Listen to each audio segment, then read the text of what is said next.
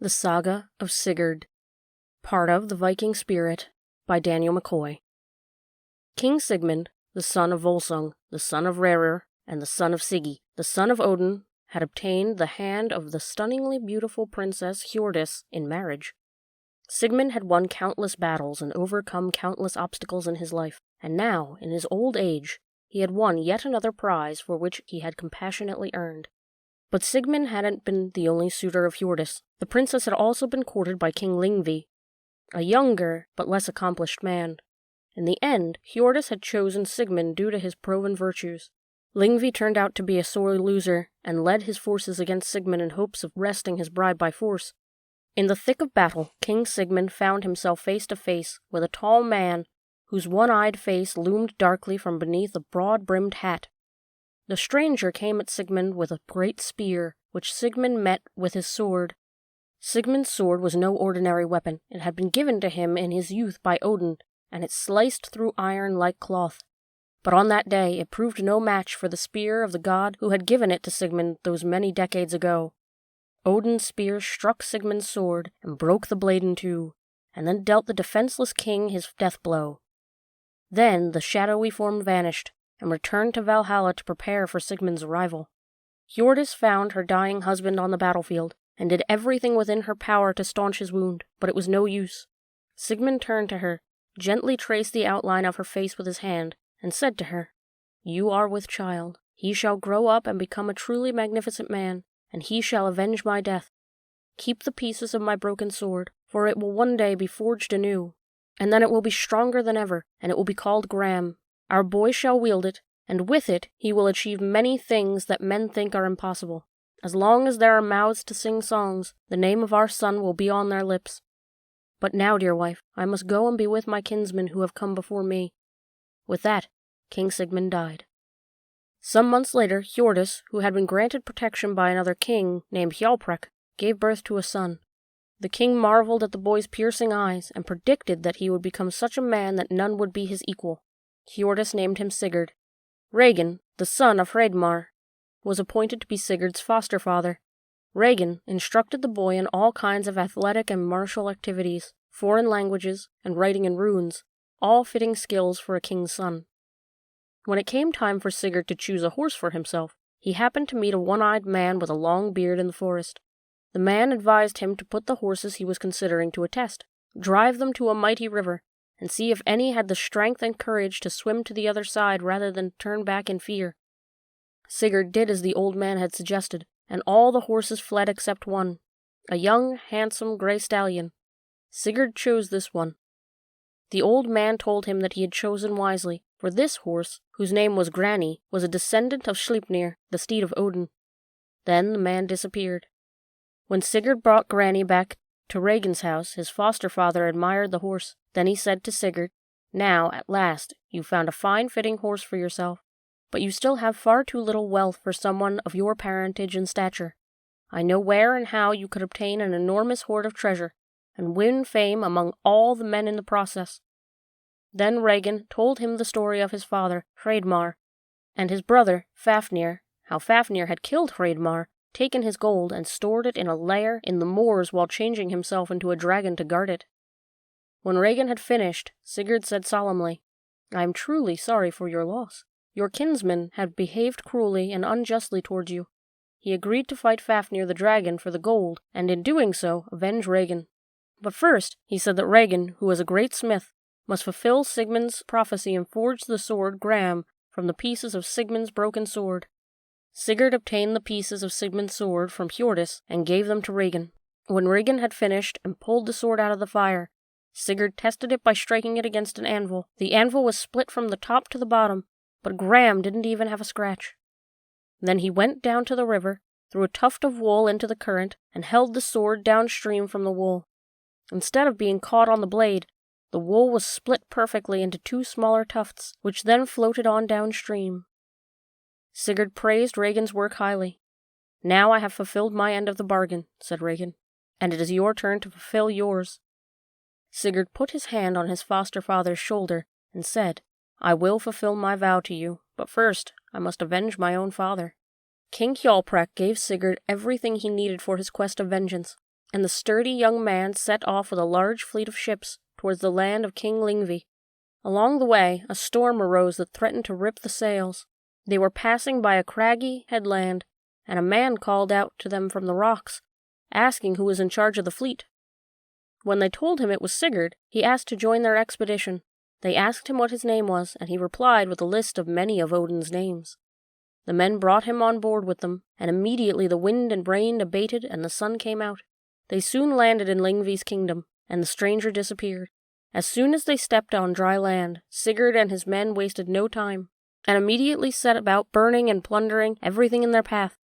Those few peasants who escaped with their lives fled to warn King Lyngvi of the invasion of his realm.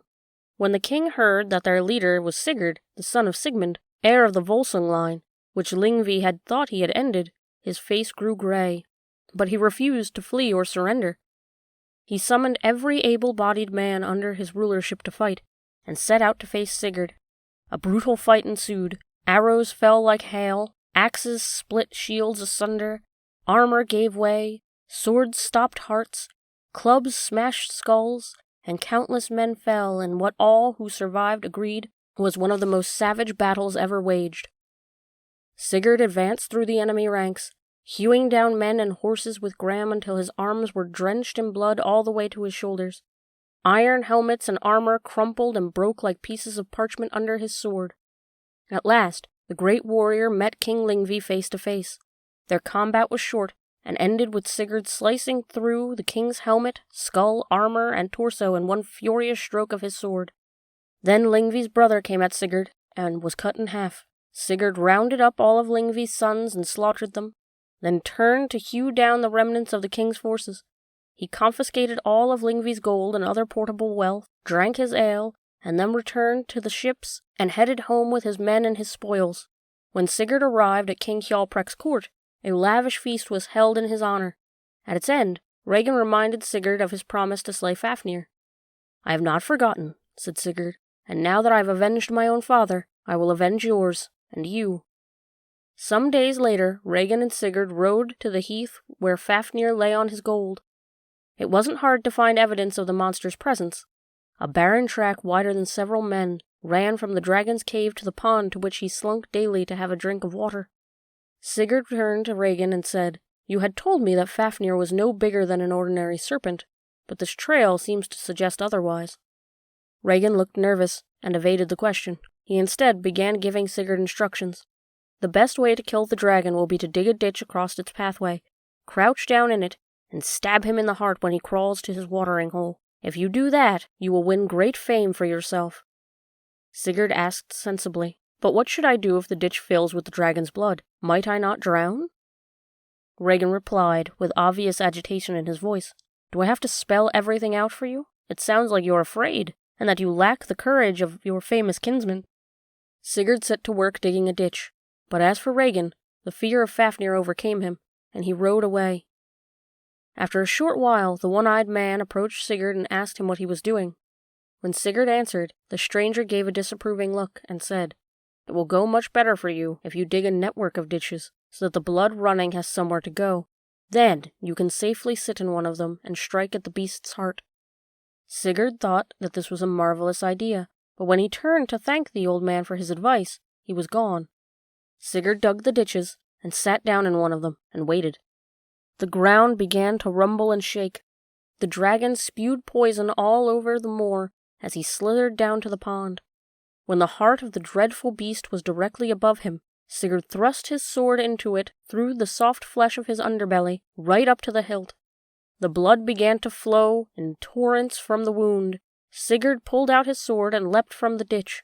The ground was now quaking even more violently as Fafnir thrashed from side to side and did all kinds of contortions, filling the air with blood-curdling howls as thickly as the ditches were being filled with his blood.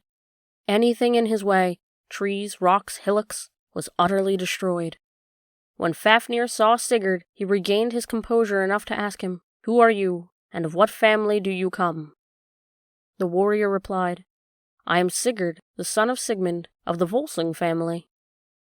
"Ah," the dragon gargled through his throat full of blood, "your pedigree will be no match for my treasure, which, you might like to know, is cursed to become the death of anyone who owns it. Sigurd replied, "That is true of all wealth. Everyone wants it for himself, until the day when others kill him to take it for themselves. As for you, your hoard already belongs to another, and you already belong to hell." Then the dragon breathed his last, and slumped to the ground with a booming thud. When Regin saw that the beast was dead, he finally emerged from the stand of bushes where he had been hiding, and congratulated Sigurd on his victory. "Even though," he said darkly, "you have killed my brother." Regin then asked Sigurd to do him a favor. "Nothing more than a trifle for you, really," he said, "and roast the dragon's heart for him to eat." Sigurd complied with Regin's request. When he thought the organ might be done cooking, he touched it with his finger to get a taste and see. As soon as he had put his finger to his mouth, he found, to his amazement, that he could understand what the birds around him were saying. In a nearby tree, 3 nuthatches were chirping and chattering with each other. One of them said, "If only Sigurd knew that by eating this heart he would become wiser than any man alive, he would surely do so." The second added, "Yes, if he knew that Regin was about to kill him, I have little doubt he'd kill Regin too. After all, does he really think that Regin is going to just let him go after he killed his brother?" The third chimed in, "Yes, if Sigurd is wise, he will take all the gold for himself and ride to Hinderfell, the mountain where the Valkyrie Brynhild, armor of battle, is imprisoned. She can teach him even more wisdom." Sigurd contemplated their words for a few minutes before declaring, "Hreidmar's second son should go the way of the first," then drew Graham and sliced off Regin's head. He ate part of Fafnir's heart, stored the rest away for later, and rode up to Fafnir's lair. He found 2 huge, ornate iron doors at its entrance. Inside, there was enough gold and other precious things to fill 2 large chests. Sigurd mounted them on Granny's back, and the horse didn't seem to be troubled by the load in the slightest, even when Sigurd got on his back too. So as to follow the rest of the bird's advice, man and horse set off to Hindarfell.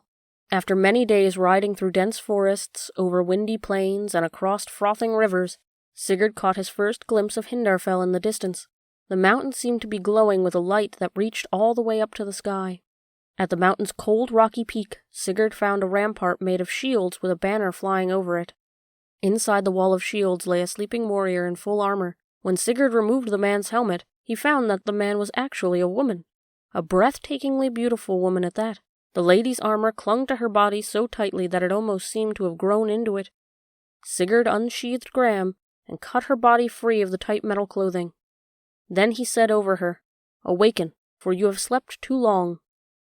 The woman began to twitch and yawn, then rubbed her eyes and opened them. She stared up at Sigurd for a long moment, then asked him sleepily, "Who are you who have cut me free and roused me from my sleep? Could you be Sigurd, the son of Sigmund, as has been foretold?" "I am," replied Sigurd. Then she told him how she had gotten into the predicament from which the hero had rescued her. "I was one of the choosers of the slain, the deciders of battle in Odin's service. 2 kings were fighting, and Odin had determined that one of them was due the victory. But I granted the triumph to the other one. In revenge, Odin dragged me here and cast a spell over me so that I fell into a long, deep sleep." "Now that I have awoken you," said Sigurd, "I would very much like it if you would tell me some of the wisdom for which you are renowned." Brynhild got up and poured him a goblet of beer. Then the 2 sat in conversation for a long time, sharing a tremendous lore with each other. When they had finished their conversation, Sigurd gazed deep into Brynhild's eyes and announced, "I have never met anyone wiser than you, nor anyone more beautiful. I swear to you here and now that I will marry you." A smile like a sunrise came over Brynhild's face, and she replied, "Even if I could choose any man in the world for my husband, I would choose you." And they savored each other's company. Neither of them had any idea what terrible misfortunes fate had in store for them.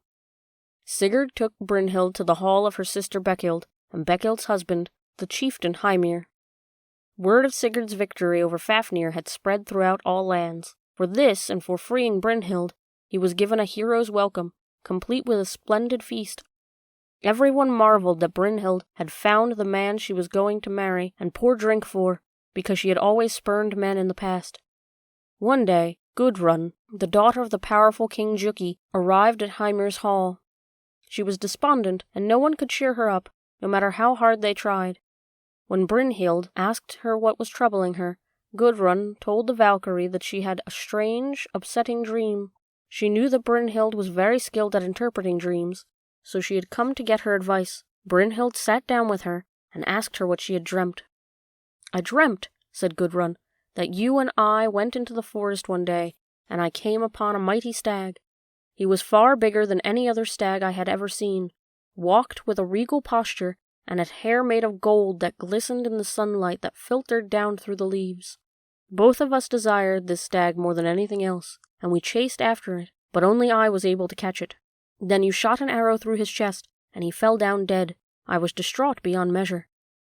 Brynhild sat in silence for a long time, her face stony and grim. "Here is what your dream means," she said at last. "You will obtain Sigurd, the man to whom I have pledged myself in marriage, as your own husband, but you won't have him for long before I bring about his death." Gudrun gasped and said, "Because I know this, I am overwhelmed with grief." Then she left and went back to her father's court. Sigurd's adventures soon found him approaching the hall of the same King Juki. One of the king's sentinels saw Sigurd approaching and ran to his master, telling him, "My lord, a man who might be a god is approaching. He is dressed from head to toe in gold, his weapons are the finest I have ever seen, and his horse is far larger than other horses, and he himself is far larger than other men." King Juki rode out with his attendants to meet the stranger. When they met, the king stopped Sigurd and asked him, "Who are you? No one may enter my fortress without the permission of my sons, who are all heroes of many battles." Sigurd looked at the king and replied, "I am Sigurd, the son of Sigmund." A look of great surprise and joy came over Juki's face. "Then by all means," he said, "come in and feel welcome to anything you desire." Sigurd was treated very well by everyone, and stayed with Juki and his family for some time. He would often ride horses and engage in other sports with the king's sons, Gunnar and Hogni, and though all competed with great skill and strength, Sigurd handily won every competition. Grimhild, King Juki's wife, noted how much Sigurd loved Brynhild, whom he spoke of often and fondly. But the devious Grimhild also noticed how much of an asset Sigurd would be to her family if he could be enticed to marry her daughter Gudrun. He was the most capable, most handsome, and most accomplished man alive. He was a king's son, and he was the owner of immense wealth, so she concocted a plot to manipulate the hero's affections. Grimhild was not only devious, she was also a powerful sorceress. She handed Sigurd a horn of ale that she had bewitched to cause him to forget his love for Brynhild and the vows he had made to her. Sigurd drank it, and when the potion had taken effect, Grimhild said to him, "Your presence here has brought us incalculable joy, and you certainly seem to have been enjoying yourself too. Why not let King Juki become your father, and Gunnar and Hogni your brothers, and Gudrun your wife?" Gudrun went over to where Sigurd was sitting, and honored him by pouring him another drink. He couldn't help but notice her beauty, her grace, and the impeccable courtliness of her manner. He accepted the queen's offer. Sigurd and the sons of Juki made a solemn pact that they would henceforth treat each other as brothers. A magnificent feast of celebration lasting several days was held. The food, drink, and entertainment got better and better each day. At the height of the feast, Sigurd and Gudrun were married. For a long time thereafter, Sigurd, Gunnar, and Hogni traveled to countless lands, slew countless sons of kings, and obtained more fame and riches than anyone before or since. One day, Grimhild approached Gunnar and said to him, "My beloved son, you have done superbly well for yourself in all the realms of life but one. You are still unmarried. Why don't you ask for the hand of Brynhild? It seems to me that there was no more fitting match in all the world. Sigurd could go with you and endorse the proposal." Gunnar thought this was a phenomenal idea. When he told his brother-in-law of it, Sigurd readily agreed to accompany him and speak on his behalf. Gunnar, Hogni, and Sigurd set out for the hall of King Budli, Brynhild's father. They were all dressed in extraordinarily fine clothes and weapons, and were quite the sight to behold. When they arrived at Budli's hall and requested the hand of his daughter in marriage, Brynhild was devastated. How could the only man she had ever loved, who had sworn solemn oaths to marry her, now be in her house advocating that she marry another? She adamantly refused the man's request. Gunnar did not take her rejection well, and declared that he would burn the hall to the ground and slay everyone under Budli's command if his wish were not granted. Budli tried to persuade Brynhild to take Gunnar's hand, pointing out how high-born, wealthy, and successful he was. But Brynhild remained obstinate, and instead offered to lead the king's forces in battle against the sons of King Juki. Budli scorned this suggestion, and told her that if she were to take up arms against her suitor, she would forfeit her inheritance and his goodwill from that moment on, and he warned her his friendship would serve her far better than his wrath. Brynhild thought the matter over, and her ruminations became ever darker and more despairing. How could she hope to fight not only the forces of King Juki, but her father's as well? And then an idea came to her. She would arrange a test, and whoever passed it would receive her hand in marriage, but she would make sure that the challenge was one at which only Sigurd could succeed. She rode to her own golden-roofed hall, and kindled all around it in a circle of fire, whose insatiable flames leapt as high as the walls of the fortress itself. She announced that whoever could cross the wall of fire would obtain her hand in marriage. Gunnar, Hogni, and Sigurd arrived at Brynhild's fortress, eager to prove that Gunnar was worthy of Brynhild. But try as he might, Gunnar found himself unable to summon the courage to ride through the thick, roaring blaze. He recalled that Grimhild had taught him and Sigurd how to exchange shapes, so that each would take on the appearance of the other, and he asked Sigurd if he would be willing to take on his form and ride through the flames on his behalf. Sigurd agreed, and the swap was made. With his body perfectly disguised as that of Gunnar, Sigurd mounted Grani, let out a great yell, and charged into the wall of fire. The earth trembled, and the flames shot up towards the heavens, as if God had blown his breath into them. Then, just as quickly as they had swelled, they subsided, and Gunnar and Hogni saw Sigurd and Grani safe on the other side of the embers. Neither had suffered the slightest singe. Sigurd, still in Gunnar's form, dismounted and walked proudly into Brynhild's hall. The Valkyrie was shocked when she saw that, by all indications, Gunnar, and not Sigurd, had made it through this trial. Sigurd walked up to her gilded seat and said to her, "Your father has given me his permission to marry you. Now I have passed the test you set before any man who desired your hand, and I have come to gain your permission too, so that I may finally have what my heart has yearned for so ardently and for so long." It took Brynhild some time to regain her composure. She held up her sword, and its reflection gleamed over her helmet and coat of mail. "I am a woman of war," she said gravely, "and I do not wish to be torn away from battle to take up a domestic life." "Nevertheless," replied Sigurd, "do you not give your word that you would wed the man who dared cross your wall of fire?" Though these words filled Brynhild with more sorrow than she could express, she could not deny their truth nor their justice. She rose from her seat and accepted the marriage proposal. For 3 nights Sigurd stayed with Brynhild and slept in her bed beside her, but each night he unsheathed Gram and placed it between them. When Brynhild asked why he did this, he said that a sorceress had prophesied that if he did not thus postpone the consummation of his marriage, he would die.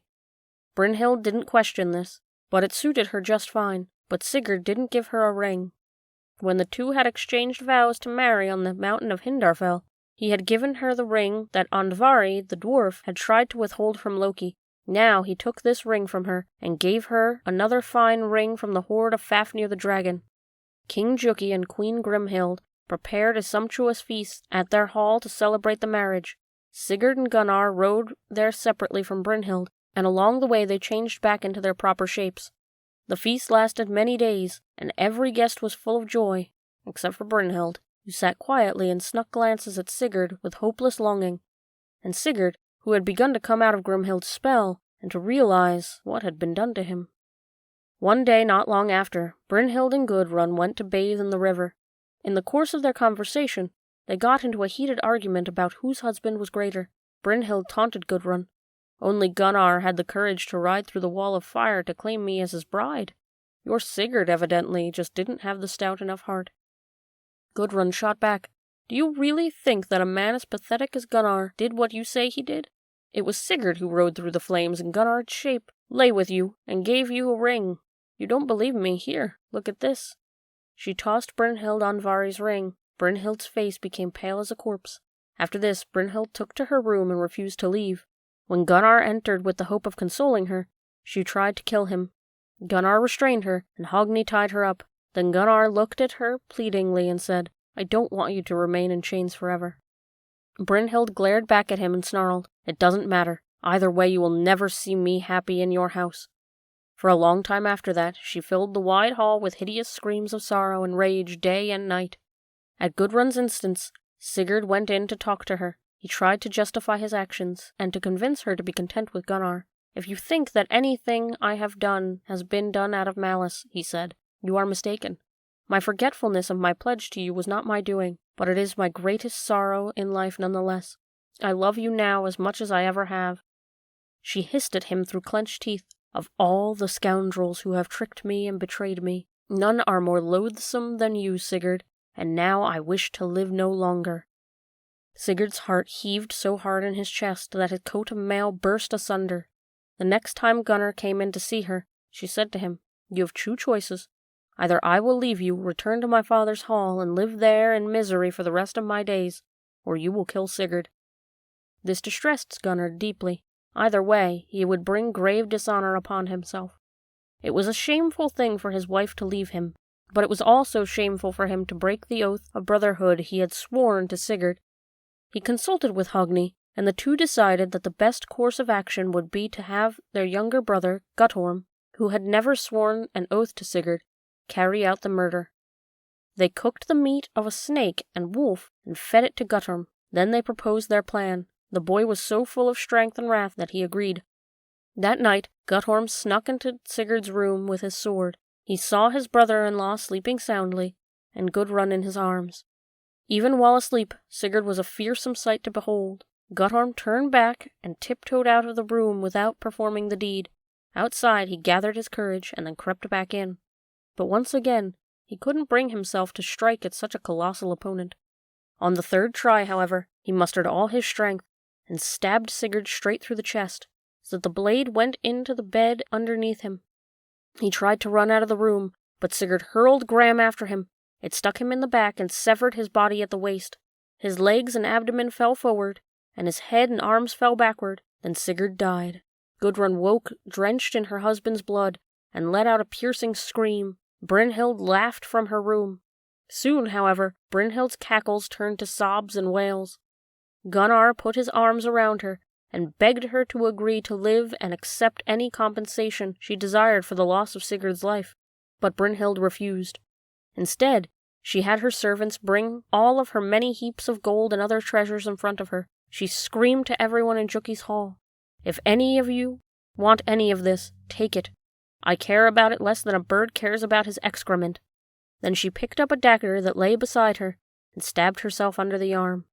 As everyone ran to her side, whether to see if they could save her or to take some of her gold, she told them in such a calm, lucid tone of voice that everyone was astonished.